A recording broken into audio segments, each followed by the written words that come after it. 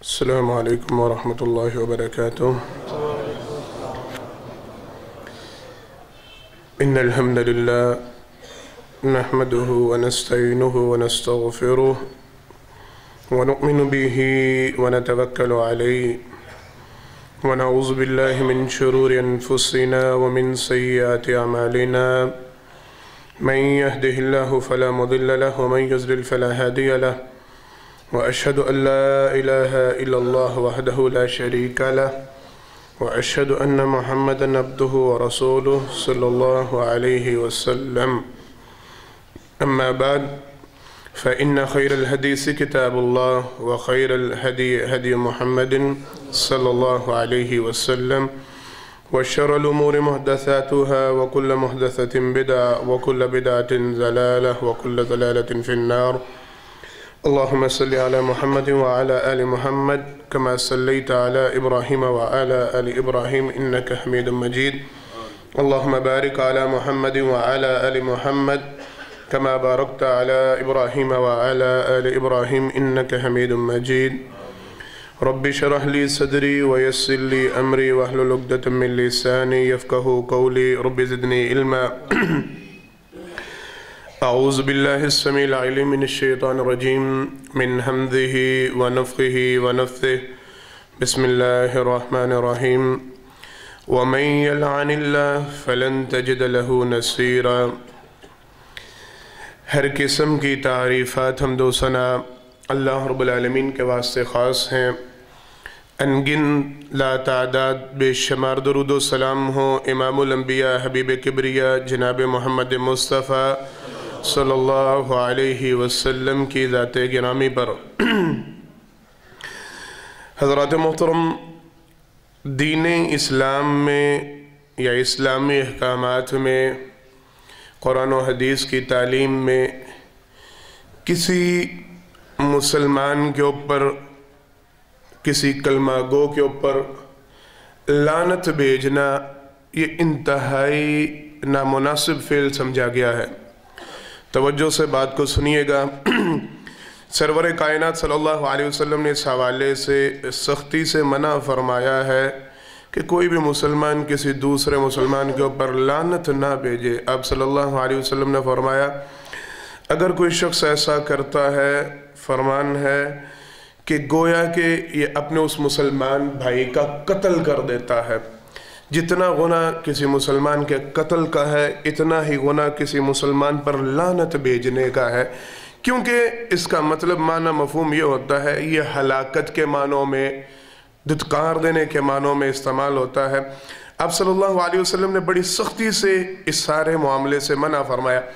سرور کائنات صلی اللہ علیہ وسلم نے اس بات کو اس حد تک ناپسند کیا کہ اگر کسی جانور پر یا کسی چیز پر لعنت بھیجی گئی، آپ صلی اللہ علیہ وسلم نے اسے پاس رکھنا مناسب نہیں سمجھا. احادیث مبارکہ میں اس حوالے سے تذکرے ملتے ہیں. ایک صحابیہ نے راہ چلتے ہوئے سفر کے دوران ایک اونٹنی پر لعنت کی تھی. سرور کائنات صلی اللہ علیہ وسلم نے اس اونٹنی کو اپنے قافلے سے الگ کر دیا تھا. فرمایا ملعون چیزیں ہمارے ساتھ نہیں رہ سکتی، یہ ہٹ جائے، ہم سے الگ ہو جائے، ان کا ہمارے ساتھ اب تعلق و واسطہ کوئی نہیں. صحابہ کہتے ہیں ہم نے منظر دیکھا تھا اس دور میں ساری قلتیں ہونے کے باوجود، مال اسباب کی، ضروریات کی، سواریوں کی قلت ہونے کے باوجود، صحابہ کہتے ہیں ہم نے دیکھا یہ منظر کہ وہ اونٹنی قافلے کے ساتھ ساتھ چل رہی ہے اور کوئی اس کی طرف دیکھنا گوارا نہیں کر رہا. آپ صلی اللہ علیہ وسلم نے ایک خاتون کو دیکھا ہڈیاں پکا رہی ہے، ہڈیاں پکاتے پکاتے اس نے اس کے اوپر لعنت بھیج دی. سرور کائنات صلی اللہ علیہ وسلم نے فرمایا اس کو گرا دو، اب یہ کھانے کے قابل نہیں رہی، اب یہ استعمال کے قابل نہیں رہی. جس چیز کے اوپر لعنت بھیج دی جائے اسلام میں وہ اس قدر بری یا ناپسندیدہ ہے. میں نے یہ پہلے تھوڑی سی ایک تمہید باندھی ہے اس حوالے سے. اب ذرا تصور میں رکھنا ہے ان افراد کو، ان بد نصیبوں کو جن کے اوپر اللہ نے لعنتیں برسائی ہیں. بات کو سمجھیے گا ذرا. سرور کائنات صلی اللہ علیہ وسلم نے جس شخص کے اوپر، جس چیز کے اوپر، جس جانور پہ، جس سواری پہ کسی مسلمان نے لعنت بھیجی، آپ صلی اللہ علیہ وسلم نے اسے اپنے قافلے سے الگ کر دیا. فرمایا اس کا ہمارا ساتھ ہی نہیں بنتا، یہ اب ہمارے ساتھ نہیں رہ سکتی، یہ اب ہمارے استعمال میں نہیں آ سکتی. جس بندے کے اوپر، جس شخص کے اوپر اللہ کی لعنت ہو جائے یا اللہ کے رسول صلی اللہ علیہ وسلم کی لعنت ہو جائے، وہ کس قدر دھتکارا گیا ہے، وہ کس قدر ملعون ہے، یا وہ کس قدر ناپسندیدہ شخص ہے۔ آج کے خطبہ میں اللہ کی توفیق سے اسی حوالے سے چند ایک گزارشات کو پیش کرنا ہے، قرآن و حدیث کے حوالے سے چند ان بد نصیبوں کا یا ان برے اعمال کا تذکرہ کرنا ہے جن کے اوپر اللہ نے یا اللہ کے رسول صلی اللہ علیہ وسلم نے لعنتیں بھیجی ہیں۔ میں تھوڑی سی پہلے اسی حوالے سے بھی وضاحت کر دوں، آگے انشاءاللہ وضاحت مزید آئے گی۔ صحابی نے جناب عبداللہ بن مسعود رضی اللہ تعالیٰ عنہ نے اس بات کی وضاحت کی تھی ایک خاتون کے سامنے کہ جس کے اوپر اللہ کے نبی صلی اللہ علیہ وسلم لعنتیں بھیج دیں اس کے اوپر اللہ کی طرف سے بھی لعنت ہوتی ہے۔ کیوں؟ سرور کائنات صلی اللہ علیہ وسلم اس وقت تک اپنی زبان رسالت سے کوئی لفظ نہیں نکالتے، وَمَا يَنْتِقُ عَنِ الْهَوَىٰ إِنْ هُوَ إِلَّا وَحْيٌ يُوحَىٰ۔ آپ صلی اللہ علیہ وسلم جو بات بھی کہتے ہیں، جو جملہ بھی کہتے ہیں، وہ اللہ کے حکم سے کہتے ہیں، اللہ کی رضا سے کہتے ہیں، وہ شریعت بن کے نازل ہوتا ہے۔ اس لیے آپ صلی اللہ علیہ وسلم نے اگر کسی کے اوپر لعنت بھیجی ہے تو اس کے اوپر اللہ کی طرف سے بھی لعنت ہے۔ یہ وضاحت انشاءاللہ آگے آئے گی ایک حدیث کے حوالے سے۔ ان بد نصیبوں کا ذرا تذکرہ وقت کی کمی کی وجہ سے میں بات کو مختصراً کر رہا ہوں۔ مفسرین محدثین نے پہلی کلیہ قاعدہ قانون بیان کیا ہے، کہتے ہیں عمومی طور پر اللہ کی اور اللہ کے رسول صلی اللہ علیہ وسلم کی لعنتیں ان کے اوپر برستی ہیں جو حلال کو حرام اور حرام کو حلال کرنے کی کوشش کرتے ہیں۔ بڑی توجہ کے ساتھ یہ سارا معاملہ سننا، بڑا سنگین معاملہ ہے، کوئی بھی ساتھی کسی قسم کی کسی دوسرے کام میں ملوث نہ ہو، توجہ میری طرف رہے ساری انشاءاللہ۔ سرور کائنات صلی اللہ علیہ وسلم کی احادیث اور قرآن کریم کی آیات کو سامنے رکھتے ہوئے وہ یہ کلیہ بناتے ہیں، مفسرین محدثین ان کا یہ خیال ہے، ایک رائے ہے، عمومی طور پر لعنتیں ان پہ برستی ہیں اللہ کے رسول صلی اللہ علیہ وسلم کی جو حلال اور حرام کو گڈمڈ کرنے کی کوشش کرتے ہیں، حرام کو حلال، حلال کو حرام بنانے کی کوشش، درمیانی راستے، نہیں ایسے نہیں ویسے، یہ عمومی طور پہ ان پہ، اور انہوں نے آگے بڑی وضاحتیں دی ہیں۔ کافی احادیث، کافی معاملے ان کی اس بات سے تطبیق کر رکھتے ہیں کہ واقعتاً جنہوں نے یہ کوششیں کی ہیں ان کے اوپر سرور کائنات صلی اللہ علیہ وسلم کی لعنت ہے۔ اسی حوالے سے وضاحت اور انشاءاللہ پھر آگے معاملے چلتے جائیں گے۔ جناب عبداللہ بن عمر رضی اللہ تعالیٰ عنہ راوی ہیں، کہتے ہیں سرور کائنات صلی اللہ علیہ وسلم نے ارشاد فرمایا لعن اللہ الیہود حرمت علیہم الشہوم۔ اب صلی اللہ علیہ وسلم نے فرمایا اللہ رب العالمین نے یہودیوں پر لعنتیں برسائی ہیں۔ کیوں؟ اللہ نے ان کے اوپر چربی کو حرام قرار دے دیا، شریعت تھی، معاملہ تھا، ہمارے اوپر اس کا استعمال حلال قرار دے دیا گیا۔ ان کی شریعت میں یہ پابندی تھی چربی کو وہ کسی بھی طرح استعمال نہیں کر سکتے تھے، چربی اس کا کھانا، اس کا پینا، اس کو کوئی بھی استعمال، اس کو کسی طریقے سے استعمال اللہ نے ان کے اوپر منع کر دیا۔ سرور کائنات صلی اللہ علیہ وسلم نے فرمایا اللہ کی ان کے اوپر لعنتیں برسائیں، اللہ نے ان کے اوپر لعنتیں برسائیں، اللہ نے ان کے اوپر چربی کو حرام قرار دیا۔ ان ظالموں نے کیا کیا؟ حدیث کے الفاظ آپ صلی اللہ علیہ وسلم نے فرمایا انہوں نے اس چربی کو پگھلایا فبائعوہ اور اس کو بیچنا شروع کر دیا، اس کو اس کی اصل کنڈیشن میں نہ رہنے دیا، اس کو پگھلا کے اس کو اور شکلیں دے کے آپ صلی اللہ علیہ وسلم فرمایا اس کو انہوں نے بیچنا شروع کر دیا، حرام کو حلال بنانے کے لیے ہیلا بنایا، بہانہ بنایا، اللہ نے ان کے اوپر لعنتیں برسائیں۔ یہ بات وہاں تک نہیں، یہ بات میں نے اس لیے آج سنائی ہے، بڑے مسئلے مسائل کافی خطبات سے چل رہے ہیں، ہمارے ایک ساتھی مجھ سے بڑے خطبات سے یہ پوچھتے آ رہے ہیں، میں وقت کی کمی کی وجہ سے نہیں تذکرہ کر پا رہا تھا، لیکن آج انشاءاللہ تھوڑی سی میں نے وضاحت کر لی۔ یہ جی انشورنس تو حرام ہے، تکافل حلال ہے، یہ جملہ سننے کو ملا ہوگا آپ کو۔ وہ بینک سے پیسے ویسے لینا تو حرام ہے، لیکن وہ کرایہ داری کے معاملے میں وہ جائز ہے۔ اگر ویسے قسطوں کا کاروبار ٹھیک ہے، درست ہے، تو کیا بینک سے قسطیں لے کے گاڑی نہیں لے سکتے؟ یہ جو دیتے ہیں انشورنس کمپنیاں بیٹھی یا فلاں کمپنیاں بیٹھی یا فلاں جو جتنے نیم الیکٹرانکس فلانا قسطوں پہ دیتے ہیں، وہ ہے تو وہی نا، مرضی ان کی، یا مالک ہوئی یا اپنی مرضی کے ریٹ لگ، یہ سارے چکر چل رہے ہیں، یہ سارے ہیلے بہانے چل رہے ہیں، کہاں پیچھے وہی، کان ادھر سے پکڑ لیں یا ہاتھ گھما کے پکڑ لیں، پکڑنا کہاں نہیں ہے، سب جانتے ہیں، سارے واقف ہیں، بلا وجہ بات کو گھمانا، بلا وجہ اس کو رنگ اور دینا، کوشش یہ کرنا کہ کسی طریقے سے حرام کھانے کو مل جائے حلال کا لیبل لگا کے۔ سرور کائنات صلی اللہ علیہ وسلم کی وہ حدیث مبارکہ ذہن میں رکھا کریں، آپ صلی اللہ علیہ وسلم نے فرمایا قرب قیامت یہ کام ہوگا جب اللہ کی طرف سے عذاب لوگوں کے اوپر نازل ہونا شروع ہوں گے۔ حدیث کے الفاظ آپ صلی اللہ علیہ وسلم نے فرمایا ایک کے بعد دوسرا عذاب ایسے اترے گا جیسے کسی تسبیح کو اس کی لڑی کو توڑ دیا جائے تو دانے گرنا شروع ہوتے ہیں. فرمایا اس طرح لوگوں کے اوپر عذاب گرنا شروع ہو گئے ہو رہے ہیں. معذرت کے ساتھ اللہ ہم پر اپنا رحم فرمائے, اللہ ہم پر اپنا رحم فرمائے. یہ کنڈیشنز بن رہی ہیں ہمارے ساتھ. ایک عذاب ختم نہیں ہوتا دوسرا, دوسرا ختم نہیں ہوتا تیسرا, قتل عام, فلاں فلاں, بارشیں نہیں ہو رہی, بجلی, حکمران ظالم, یہ وہ, ہمیں سمجھ نہیں آتی. ہمارا عقل دماغ سب معاف, یہ نہیں غور و فکر کرتے ہو کرتوت کیا کھولے ہوئے ہیں. کیوں ایک کے بعد دوسری پریشانی منہ کھولے کھڑی ہے؟ کیوں ایک مسئلہ حل نہیں ہوتا دوسرا آگے کھڑا ہوتا ہے؟ کہیں سرور کائنات صلی اللہ علیہ وسلم کی وہ حدیث مبارکہ ہم پہ پوری تو نہیں آ رہی؟ کہیں ہم ان حرام کا, اب صلی اللہ علیہ وسلم نے فرمایا کیوں اتریں گے عذاب؟ لوگ حرام کے اوپر حلال کا لیبل لگا کے استعمال کریں گے.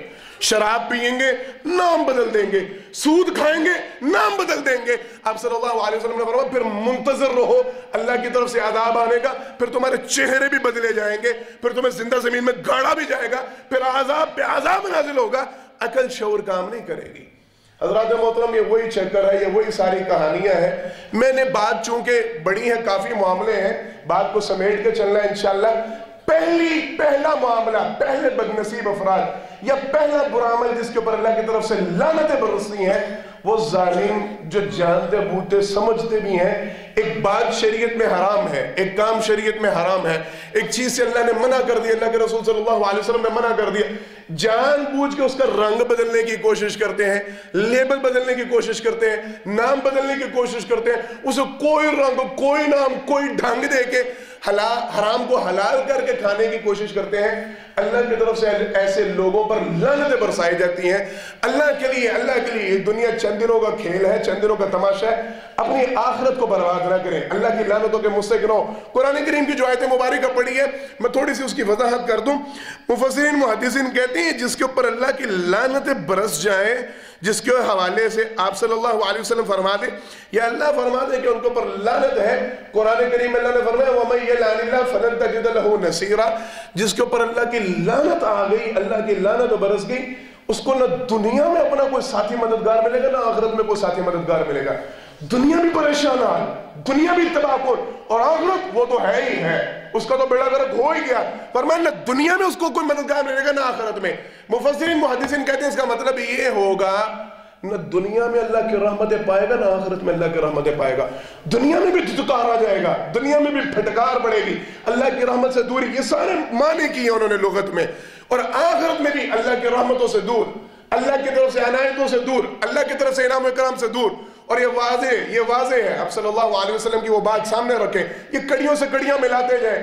سرور کائنات صلی اللہ علیہ وسلم نے فرمایا تھا اگر نہ محمد صلی اللہ علیہ وسلم پہ بھی اللہ کی رحمت نہ ہو تو نہ محمد صلی اللہ علیہ وسلم بھی اپنے اعمال کے بلبوتے پہ جنت میں نہیں جا سکتا, جب تک اللہ کی رحمت شامل حال نہ ہو.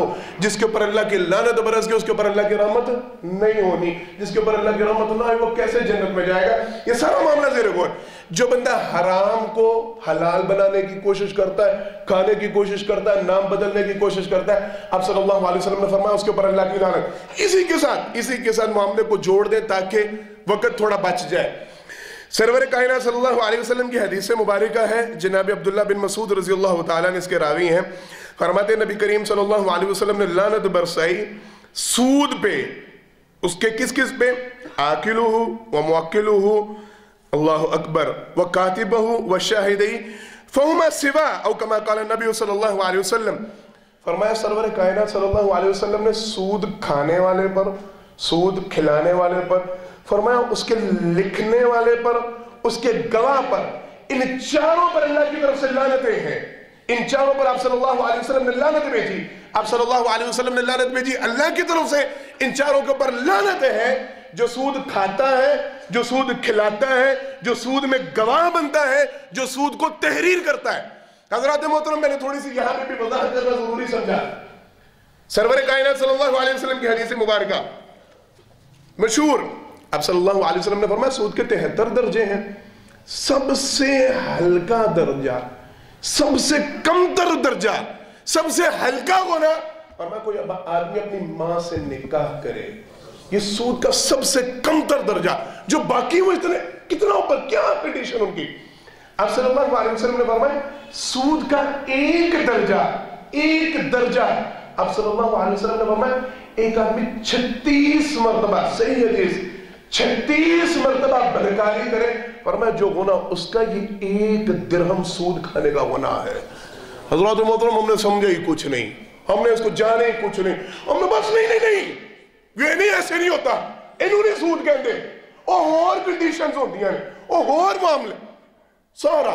اچھا اب آگے وضاحتیں سرور کائنات صلی اللہ علیہ وسلم کی حدیث مبارکہ کو سامنے رکھیں۔ جو کھاتا ہے، جو کھلاتا ہے، جو لکھتا ہے، جو گواہ بنتا ہے، مفسرین محدثین کہتے ہیں اس کا مطلب پتہ ہے کیا ہے؟ جو سارے ایسی فرمز میں کام کرتے ہیں، معذرت کے ساتھ یہ بات آج کل کے حوالے سے بڑی سخت ہونے لگی ہے، جو ایسے اداروں سے منسلک ہیں، ان کو پتہ ہے ہمارے ادارے میں سودی کاروبار ہو رہا ہے، سود کا لین دین ہو رہا ہے، میں تو منشی ہوں، میں تو ریڈر ہوں، میں نے تو لکھنا ہے، میرا تو کہا مالک کرے جو مرضی کرے اس کی سرگردن طور پہ۔ کہتے بھئی جو لکھ رہا ہے، جو منشی بنا بیٹھا ہے، مفسرین محدثین کے اقوال کے زیر نظر جائے جا کے آج کی کتابیں پڑھیں، وہ کہتے ہیں اگر کوئی بینک کے اندر کوئی گارڈ بھی ہے اس کی کمائی بھی حرام ہے، یہ چوکی دارہ کر رہا ہے، یہ اس کی نگرانی کر رہا ہے، یہ دیکھ بھال میں مامور ہے، اس کی روزی بھی حرام ہے، منسلک ہے۔ آپ صلی اللہ علیہ وسلم نے جو جڑا گواہ بنا، اور انہیں میرا نہیں قصور، قزن ہے، یار دو سے پڑھا ہے، انہیں گڈی کڑائی ہے، کہنا گواہی تیری پانی ہے، تیرا اکاؤنٹ ہوتے ہیں معاملے، سنتے ہیں نا صاحب، اور کی کرو منہ ملاحظانا، انہیں ہوتے وٹنس پوائی ہے میری، میں تو صرف وٹنس ہی باندھے ہیں، گواہ یہ ساتھ شامل ہے، یہ ساتھ پورا کا پورا گناہ میں ملوث۔ آپ صلی اللہ علیہ وسلم نے فرمایا جو کھاتا ہے کھلاتا ہے، یہ کھاتا کھلاتا کی بھی وضاحت بڑی ضروری، ایک طبقہ ہے، اللہ ان کے اوپر اپنا رحم فرمائے، ہدایت ہے تو ہدایت ہے، ورنہ بیڑا گرک تو ان کا ہو گیا، غامدی طبقہ، اس نے بڑی تطبیق پیش کی ہے، کہتے نہیں جی سود کھانے والا گناہ گار ہوتا ہے، کھلانے والا تو مجبور ہوتا ہے۔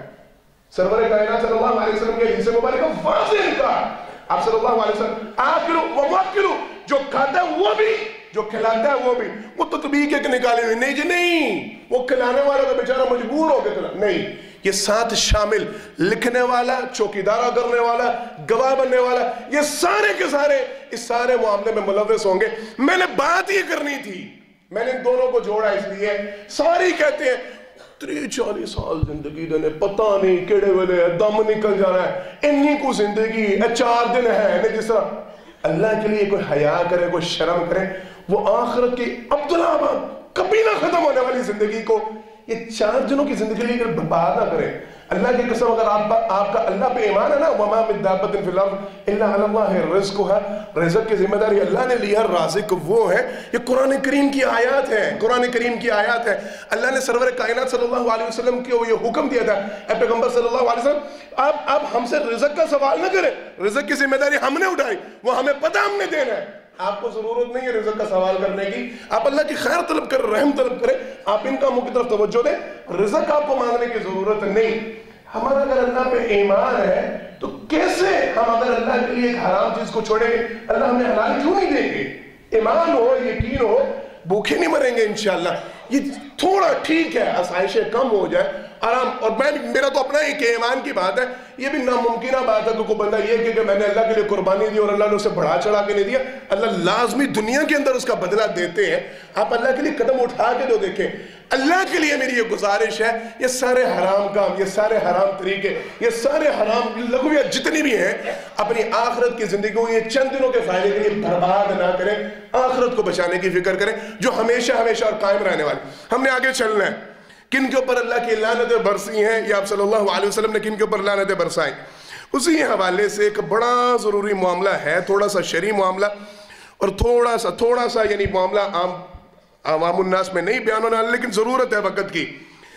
اللہ اکبر، سرور کائنات صلی اللہ علیہ وسلم کی حدیث مبارکہ سے آپ بھی بیان فرماتے ہیں، ان رسول اللہ صلی اللہ علیہ وسلم لعن رسول اللہ صلی اللہ علیہ وسلم المحلل والمحل له، او کما قال النبی صلی اللہ علیہ وسلم، فرمایا نبی کریم صلی اللہ علیہ وسلم کی طرف سے لعنت ہے اس کے اوپر جو حلالہ کرتا ہے اور جس کے لیے حلالہ کروایا جاتا ہے۔ حضرات محترم، میں نے اس کی وضاحت میں نہیں جانا، سب جانتے ہیں یہ کیا، کس بیماری، بے غیرتی، بے شرمی، بے حیائی کا نام ہم نے حلالہ رکھا ہے۔ میں نے اصل توجہ اس بات کی طرف نہیں دینی، میں نے اصل توجہ آج اس طرف دلوانی تھی تھوڑی سی، یہ ضرورت کیوں پیش آتی ہے؟ حرام کو حلال بنانے کی ضرورت پیش کیوں آتی ہے؟ ایک تھوڑا سا شاید موضوع سے بات تھوڑی سی ہٹتی ہوئی لگے، لیکن چونکہ ہمارے موضوع کے اس حوالے سے تھی کہ نبی کریم صلی اللہ علیہ وسلم نے لعنت برسائی ہے اس کے اوپر جو حلالہ کرتا ہے، جو حلالہ کرواتا ہے۔ قرآن کریم الطلاق مرتان سب نے پڑھا، سب کو علم ہے، کوئی مسئلہ کو، کوئی مذہب، کوئی شریعت کسی حوالے انکاری نہیں ہے، منکر نہیں۔ ہاں جی ٹھیک ہے، طلاق 3 دفعہ ہوتی ہے، 3 دفعہ اللہ کی طرف سے۔ اگر اتنی سی بھی عقل ہو نا، یا حیا ہو، یا غیرت ہو، یا شرم ہو، بندے کے ذہن میں بات آ جاتی ہے۔ توجہ میری طرف بڑی توجہ سے، کتنی ہے طلاقیں؟ 3۔ رجوع کا اختیار 2 کے بعد۔ اگر اسلام میں یہ ہوتا ایک ہی وقت میں ہم نے 3 طلاقیں دی اور وہ 3 کی 3 طلاقیں ہو گئیں، اس کے بعد مولوی بغیرت کی، اس کی موج لگوانی حلالہ کے نام پہ، بغیرتی کے نام پہ، بے حیات۔ اللہ کی قسم یہ جگہ جو ہے، میں یہاں پہ ان الفاظ کا تذکرہ نہیں کرنا چاہتا جو ان کے علماء نے، ہمارے نہیں، جو ان کے علماء نے جتنے سخت الفاظ اس کے حوالے سے بیان کیے کہ جو انہوں نے جملے کیے کہ جو بغیرت اس طرح کے کام کرتے ہیں وہ کس طرح کے، کس درجے کے، کتنے حد بغیرت ہیں، وہ جو میں نے نہیں وہ بیان کر رہے ہیں کیونکہ یہ جگہ نہیں اس طرح کی۔ کوئی اگلے ملے گا تو میں بتلاؤں گا کہ کیا کیا ان کی کتابوں میں سوال ہے۔ توجہ کرنی ہے ذرا اس بات پہ۔ اگر یہ تینوں طلاقیں ایک ہی وقت میں دینے سے 3 طلاقیں واقع ہوتی، اسلام آپ کیا خیال کرتے ہیں، آپ کیا سمجھتے ہیں؟ معاذ اللہ سما معاذ اللہ، آپ کی عقل اللہ سے زیادہ کم کرتی ہے؟ میری بات توجہ سے سنیے گا، اللہ کو نہیں علم، کہتے ہیں نہیں وہ غصے سے پتہ نہیں لگا انہیں 3 طلاقیں دیتی ہیں۔ مجھے ایک بات بتلائیں، جب بندہ طلاق دیتا ہے کبھی اس نے پیار سے طلاق دی ہے؟ سمجھیے گا ذرا، جو بندہ طلاق کی نوبت تک پہنچا ہے اس کے ذہن میں یہ بات ہوتی ہے کہ میں نے اس کو بسانا ہے، وہ طلاق دے کیوں رہا ہے؟ فارغ کرنے کے لیے۔ اس کے ذہن شعور میں یہ بات آئے گی کہ نہیں حضرت ایک دینا باقی رکھنا تو پھر کم مانگی ہے، نہیں نا، وہ دوستوں کا یہ سوچ رہا ہے کہ بس فارغ، طلاق فارغ، ختم۔ اگر یہ 3 طلاقیں ایک ساتھ واقع ہونی ہوتی، اسلام میں کبھی بھی یہ قانون 3 کا بنا ہی نہ جاتا۔ کیوں؟ جس نے جس وقت غصے میں دینی ہے اس نے تو مکمل فارغ ہی کرنا ہے۔ یہ تو اسلام نے ایک طریقہ رکھا ہے، ابھی غصے میں ہے، اس کا دماغ معاف ہو چکا ہے، اس کی عقل شور ابھی دبی ہوئی ہے، غصے کے تحت آئی، نہیں سمجھ پا رہا، ہاں اس کو چانس دو، اس کو موقع دو، یہ دوبارہ گھر کو آباد کر سکے۔ اسلام آپ سے زیادہ سمجھدار ہے، اللہ جنہوں نے یہ قانون شریعت بنائی وہ آپ سے زیادہ عقل مند ہے، آپ سے زیادہ دانا ہے۔ اللہ کو بھی علم تھا کہ جس نے طلاق دینی ہے غصے میں اس نے 300-400 دینی ہے، جس طرح ہمارے ظلم زیادتی ہوتا ہے، اللہ بھی یہ جانتے تھے، اسی لیے یہ معاملہ رکھا گیا۔ ایک مجلس میں ایک چھوڑ 1000 طلاق دے، شریعت کا مذاق اڑانے کی وجہ سے تو گناہگار ہوگا، سزاوار ہوگا، لیکن وہ طلاق 1 طلاق ہوگی۔ کیوں؟ تو ابھی غصے میں ہے، تیرا ابھی دماغ کام نہیں کر رہا، ابھی دماغ کے اوپر غصہ سوال، ہاں طلاق دے، اس کے بعد تجھے ٹائم ملے تو سمجھے، غور و فکر کرے، تیرا اگر گزارا ہوتا ہے، بسر ہوتا ہے، اکیلے رہ کے دیکھ لے تو دوبارہ اس کو بلا لے، دوبارہ اس کے ساتھ بیاہ کر لے، دوبارہ رجوع کر لے۔ ہاں نہیں پھر سمجھ آئی، پھر طلاق، پھر نہیں سمجھ آئی، رجوع کر، پھر طلاق، پھر فارغ۔ ہم نے کیا کیا؟ ہم نے جو حلال رستہ تھا اس کو بند۔ میں نے پہلے کیا کہا تھا؟ حلال کو حرام اور حرام کو حلال بنانا، ان کے اوپر اللہ کی لعنت برس۔ ہم نے حلال رستے بند، انہیں نہیں ہو گیا تین، انہیں کیا تیرا دینے والی۔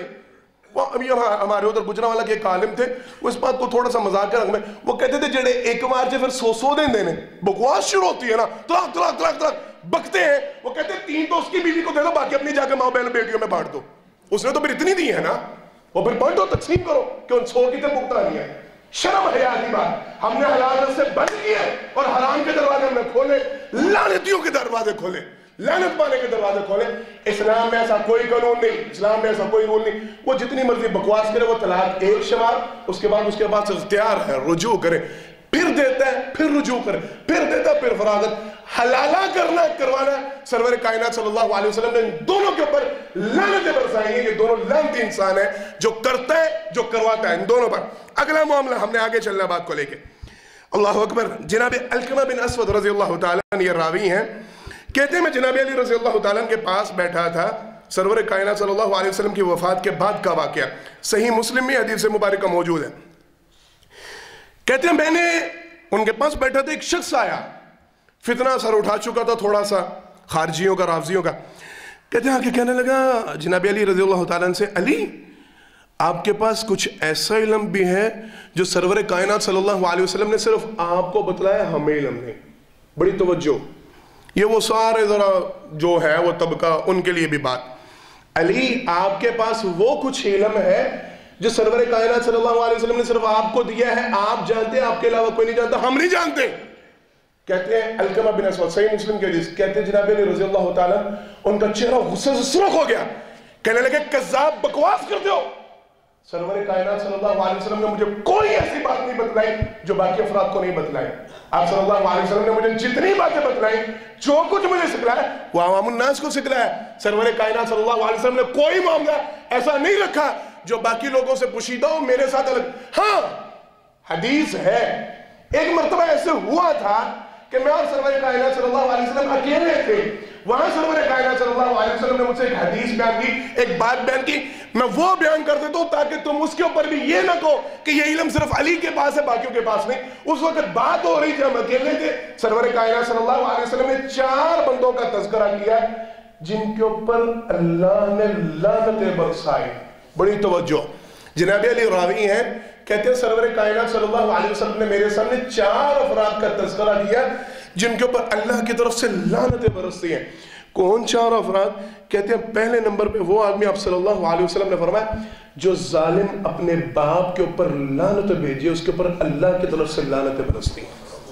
جو اپنے ماں باپ پہ لعنت بھیجتا ہے اس پر اللہ لعنت بھیجتے ہیں۔ حضرات محترم، موضوع یہیں پہ ختم، موضوع یہیں پہ ختم۔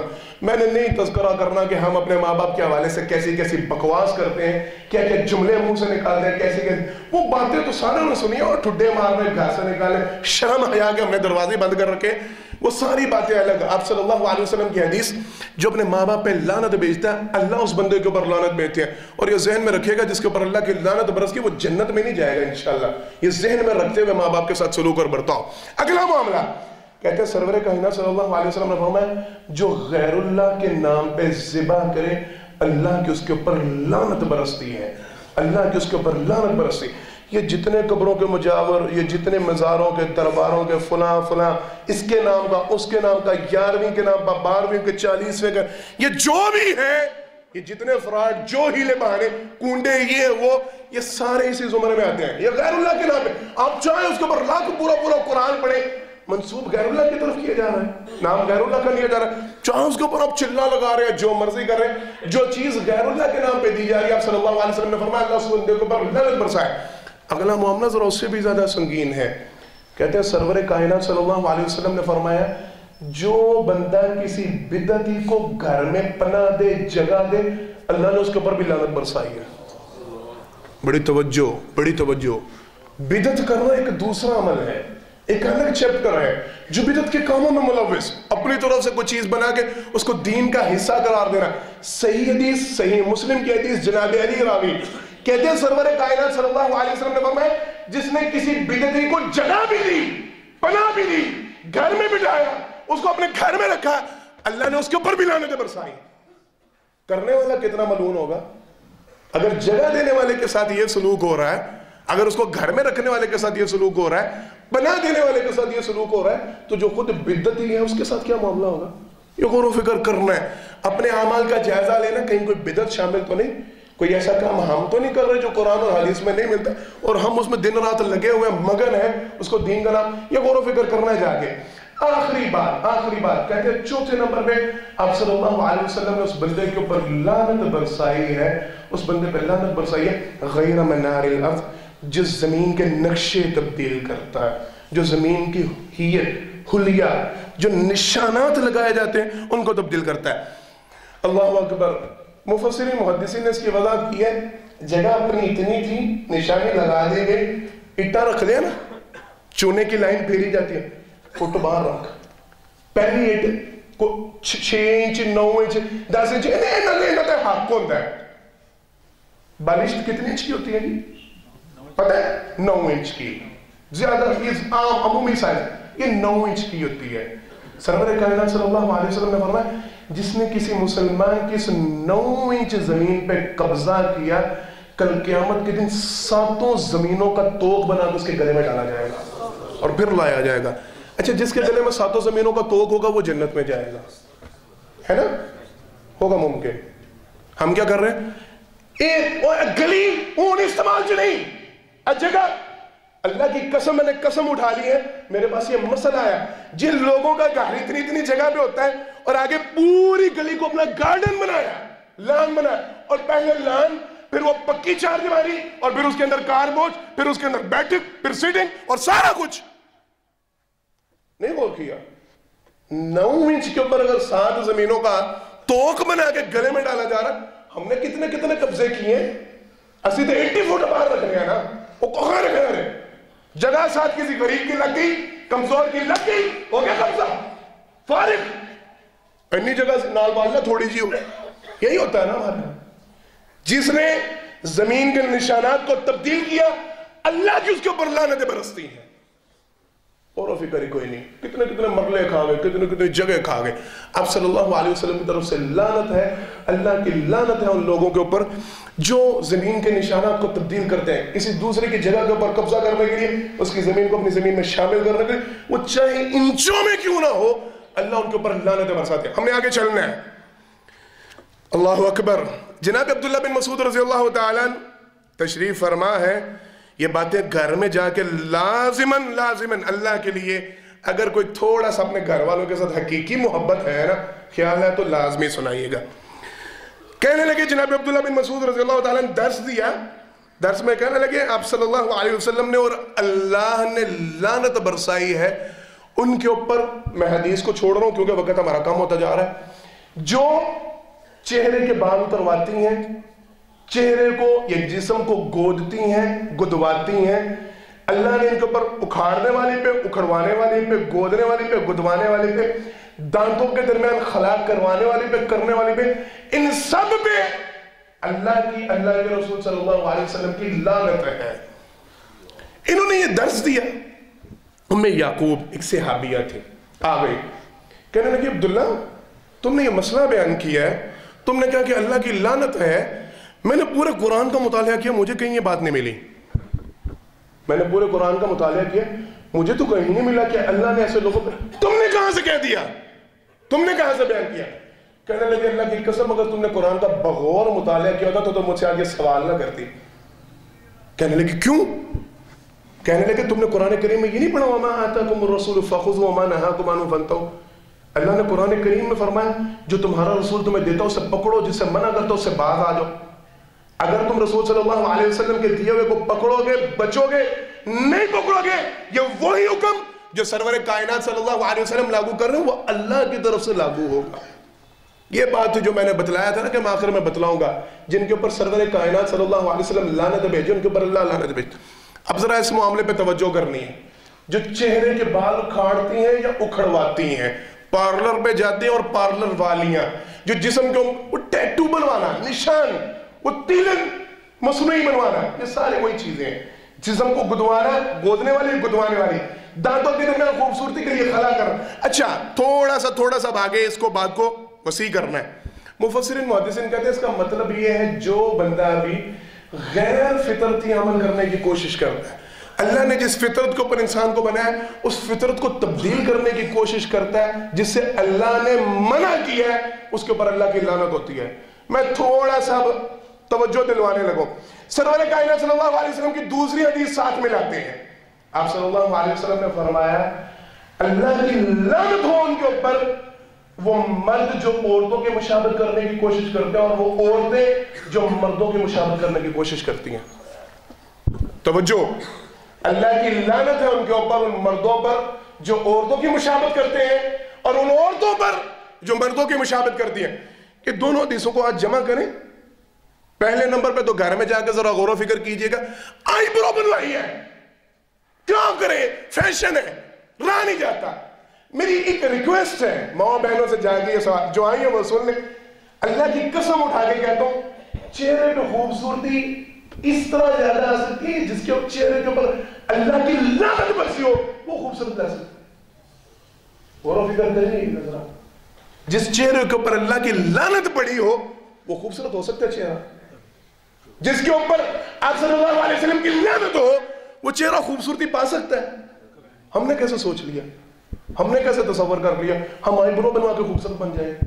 اور تھوڑے سے बाल उखड़वाने पड़ते हैं, फैशन अब चल रहा है। अल्लाह के लिए घर वालों में जाके ये बात समझाइएगा, सुनाइएगा। ये इतने से बाल वो है माजरत के साथ, वो नमाजी है, वो बापर्दा है, वो जिस तरह भी है, जैसे भी है, कुरान के क्या फायदा उस चेहरे का जिसके ऊपर अल्लाह की लानतें बरस रही हैं, अल्लाह के रसूल सल्लल्लाहु अलैहि वसल्लम की लानतें बरस रही हैं। एक बात, इस मौजू को यहीं पे छोड़ना है, घर पे जाके लाजमी सुनाना है कि आपने अपने चेहरे की खूबसूरती अल्लाह से लेनी है या अल्लाह से लानत पा के लेनी है, ये फैसला आपने करना है। दूसरी बात भी जरा साथ ही जोड़ लें, वो मर्द जो औरतों की मुशाबत करते हैं उनके ऊपर भी अल्लाह की बोले, ऊंची बोले, जरा गौर करें। गैर फितरती अमल करते हैं, अल्लाह ने जिस फितरत पर पैदा किया उस फितरत को तब्दील, तो ये जो दाढ़ी मुंडवाते हैं, हुई तवज्जो, ये गैर फितरती अमल नहीं? औरतों की तरह चेहरा बनाने के मुतरादिफ नहीं। चेहरे पे दाढ़ी किसने उगाई? अल्लाह ने। उतारने से मना किया, ये उतार रहा है। चेहरा किसकी मुशाबत में बना रहा है? औरतों की। बच्चेगा लानत से, क्या मिलेगा? औरतों पे तो फतवा ठोक दिया, जड़ दिया, अपना चेहरा कहां पे लेके जाएंगे? क्या मिलेगा? कितनी को इज्जत पाएंगे आप उस चेहरे पे जिसके ऊपर माज़अल्लाह से माज़अल्लाह अल्लाह की लानत बरस रही होगी? कितना को लोगों के सामने खुश नुमाइयां करेंगे? कल क्या मुंह लेके अल्लाह के सामने जाएंगे? अगर अल्लाह ने ये कह दिया दुनिया में सारा वक्त तुम मुझसे रहमत मांगते थे, रहमत का सवाल करते थे, हाथ उठाते थे, चेहरा तुम्हारा वो था जिसके ऊपर मेरी लानत बरसती है, क्या जवाब दें? किस मुंह से अल्लाह से सवाल करते हैं और दुआ किस मुंह से मांगते हैं? किस मुंह से अल्लाह की बारगाह में खड़े होते हैं? वो चेहरा जो अल्लाह को नापसंदीदा, वो चेहरा जिसके ऊपर अल्लाह की तरफ से लानत बरस रही है। तवज्जो करेंगे जाके इंशाल्लाह तब्दीली, अब रखेंगे दाढ़ियां कि इंशाल्लाह आइंदा से ये लानत वाला काम नहीं करना। इंशाल्लाह कह दे, इंशाल्लाह जाके फिर करते रहना अपना फैसला कि हमने किस कैटेगरी में खड़े होना है। हमने अल्लाह की लानत को पाना है या हमने अल्लाह को राजी करके अल्लाह की खुशनुदी को पाना है। जो मर्द औरतों की मुशाबत करने की कोशिश करते हैं, वो लिबास में हो, चेहरे में हो, अंदाज में हो, स्टाइल में हो, गुफ्त कुछ भी हो, अल्लाह की तरफ से उनके ऊपर लानत बरसती है। जो औरतें मर्दों की मुशाबत, बच्चियों का लिबास इस हवाले से बड़ा गौर व फिक्र के काबिल होता है, उनको पेंटें पहनाना, उनको इस तरह के लिबास पहनाना, अल्लाह के लिए अपने बच्चों के ऊपर अल्लाह की लानत ना पड़ने दे। अल्लाह से महफूज रखे अल्लाह की लानतों से। क्या फायदा? वही बात बार बार दुआ। लोगों की चंद मिनट की बातों के लिए बड़ी खूबसूरत लग रही, माशाल्लाह बड़ा अच्छा सूट, केड़ा ब्रांड बोले, इन बातों से बचने की बजाय ये कोशिश करें अल्लाह की लानतों से बचें, अल्लाह की लानतों से, अल्लाह के फटकार से। हमने अगला मामला, आखिरी मामला, सरवर कायनात सल्लल्लाहु अलैहि वसल्लम की हदीस मुबारक, अब सल्लल्लाहु अलैहि वसल्लम ने लानत बरसाई है शराब के हवाले से 10 किस्म के अफराद पे। बड़ी तवज्जो, सरवर कायनात सल्लल्लाहु अलैहि वसल्लम ने फरमाया, जो कशीद करता है, जो कशीद करवाता है, जो खरीदता है, जो बेचता है, जो इसकी कमाई को खाता है, जो इसको उठाता है, जिसके लिए उठाई जाती है, जो पीता है, जो पिलाता है, सरवर कायनात सल्लल्लाहु अलैहि वसल्लम ने इन 10 किस्म के अफराद पे फरमाया, ये 10 के 10 बंदे लानती हैं, अल्लाह के इन 10 के 10 बंदों पर लानत हो। मुफस्सिरीन मुहद्दिसीन कहते हैं क्या मामला है, क्या मामला है? काम एक है, गुनाह एक है, चीज एक है, 10 बंदों के ऊपर लानत बरस रही है। वो कहते हैं इस वजह से सरवर कायनात सल्लल्लाहु अलैहि वसल्लम ने इसे उम्मुल खबाइस, बुराइयों की माँ करार दिया है। बुराइयों, ये सारी बुराइयों की जड़ है, ये सारी बुराइयों की माँ है। अल्लाह के लिए अपनी नस्लों को इस बात से महफूज रखें। मैंने ये मौजू हल्का सा इसलिए आखिर में छेड़ा था, वक्त चूंकि मुकम्मल हो चुका है। हमारे मुआशरे में इसको बड़े रंग ढंग से लाया जा रहा है, वो बड़े तरीकों से, वो क्लब बना के, वो स्नूकर क्लब के नाम पे, वो शीशा क्लब के नाम पे। मैंने नहीं झिझकना, क्यों? जब बगैरत लोग माशरे में बगैरतियों को लाते हुए नहीं झिझक रहे, हम तस्करा करते हुए बचाते हुए क्यों झिझके? वो शीशा क्लब के नाम पे, वो फंक्शन के नाम पे, वो मेहंदी के नाम पे, वो फलां के नाम पे, न्यू ईयर के नाम पे, वो सारी चीजें आहिस्ता आहिस्ता हमारी नस्लों में इन्वॉल्व की जा रही है। अल्लाह के लिए गौर व फिक्र करें। आ रही है खबरें माशाल्लाह, यूनिवर्सिटियां, तलीमी इदारे जिनको हमने बड़ा चढ़ा के मदारिस के ऊपर हमने ठप्पे लगा के पाबंदी लगाओ, बंद करो, एनओसी जारी होगा, निसाब सामने आएगा, फिर इजाजत। कभी किसी मदरसे से शराब पकड़ी गई? आपकी यूनिवर्सिटियों में बकायदा बिक रही है, آپ کی یونیورسٹیوں میں باقاعدہ بچوں کو فروغ کی جا رہی ہے. اللہ کے لیے غور و فکر کریں, بچوں کا دھیان رکھیں, ان کے پیچھے جایا کریں, سرگرمیوں کا جائزہ لیا کریں. بچہ کس کے ساتھ اٹھ بیٹھ رہا ہے, کہاں پہ جا رہا ہے, پیسے مانگتا ہے تو خرچ کہاں پہ کرتا ہے. ان ساری سرگرمیوں کا جائزہ لیں تاکہ ہم اس الخبائث سے بچ سکیں, اللہ کی لعنتوں سے بچ سکیں. اللہ سے دعا ہے مالک جو کہا جو سنت پر عمل کرنے کی توفیق عطا فرمائے. آخر دعوانا الحمدللہ.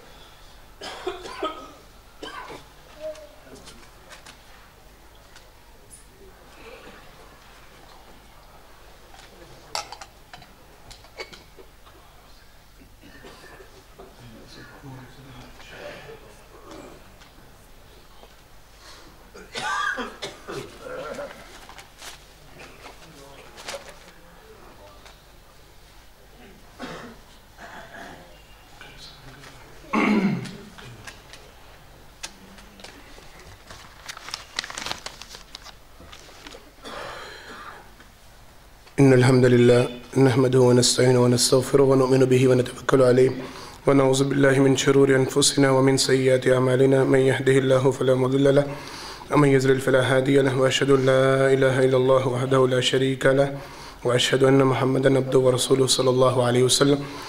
حضرات محترم, پہلے خطبہ جمعہ میں اللہ کی توفیق سے چند ان اعمال کا تذکرہ کیا گیا ہے یا ان بدنصیبوں کا تذکرہ کیا گیا ہے جن کے اوپر اللہ کی اور اللہ کے رسول صلی اللہ علیہ وسلم کی لعنتیں برستی ہیں. اور اس حوالے سے وضاحت کی گئی ہے کہ جس کے اوپر اللہ کی, اللہ کے رسول صلی اللہ علیہ وسلم کی لعنت برس جائے, نہ اس کا دنیا میں کوئی مددگار ہوگا نہ اس کا آخرت میں کوئی مددگار ہوگا. وہ بندہ نہ دنیا میں کامیاب ہو سکتا ہے نہ آخرت میں کامیاب ہو سکتا ہے. اللہ کی رحمتیں نہ دنیا میں اسے حاصل ہوں گی نہ آخرت میں حاصل ہوں گی. اس کی دنیا بھی برباد ہے, اس کی آخرت بھی برباد ہے.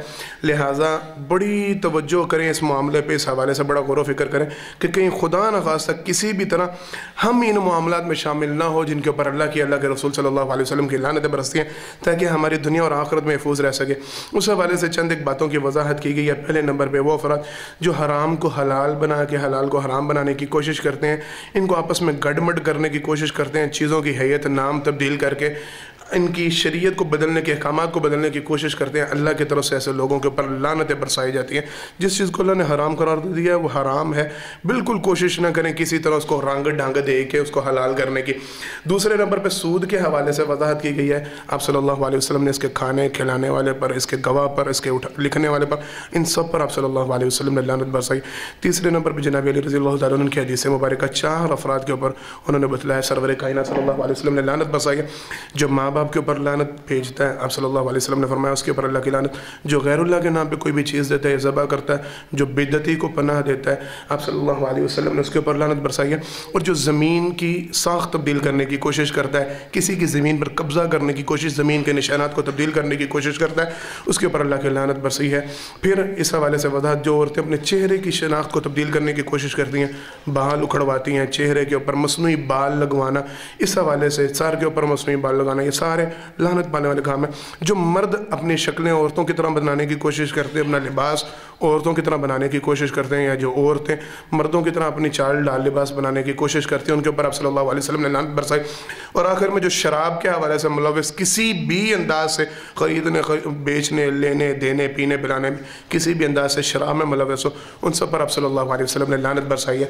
اللہ سے دعا اللہ ہم سب کو ان ساری قباحتوں سے محفوظ فرمائے, ہماری نسلوں کو ان سارے گناہوں سے محفوظ فرمائے. اگر کسی میں گناہ ہے اللہ توبہ کر کے رجوع کرنے کی توفیق عطا فرمائے. دعاؤں کی درخواستیں کی گئی ہیں, پریشان حالوں کے لیے دعا کی درخواست ہے, دعا کریں اللہ جتنے بھی پریشان حال ہیں ساروں کی ساری پریشانیوں دور فرمائے. بیماروں کے لیے دعا کی درخواست کی گئی ہے, خصوصاً میری پپو جان, میں نے پہلے بھی ان کے لیے دعا کروائی تھی, ابھی بھی علیل ہیں ہمارے خاندان کا, وہ بڑا قیمتی سرمایہ ہے, ان کے لیے خصوصی دعا کریں اللہ انہیں مکمل صحت, تندرستی, ایمان والی زندگی عطا فرمائے, انہیں مکمل شفائے کاملہ واجلہ عطا فرمائے. اور بھی جتنے بیمار ہیں سارے بیماروں کے لیے دعا کریں اللہ سارے بیماروں کو مکمل شفائے کاملہ واجلہ عطا فرمائے, پریشان حالوں کی پریشانی دور فرمائے. جو قرض دار دار ہیں اللہ ان کے قرضے ان کو اتارنے کی توفیق عطا فرما۔ دعا کے حوالے سے یہ سوال پہلے بھی بڑی دفعہ ہو چکا ہے، اس کا جواب بڑی دفعہ ہو چکا ہے، میں نے اس لیے آج اس کا تذکرہ نہیں کرنا۔ اللہ سے دعا اللہ مجھے اور آپ کو جو کہا جو سنس پر عمل کرنے کی توفیق عطا فرمائے۔ بارک اللہ لنا ولکم فی القرآن العظیم ونفعنا وإیاکم بالآیات والذکر الحکیم انہ تعالی جبار قدیم ملک بر رؤوف رحیم سبحان ربک رب العزة عما یصفون وسلام علی المرسلین والحمد للہ رب العالمین۔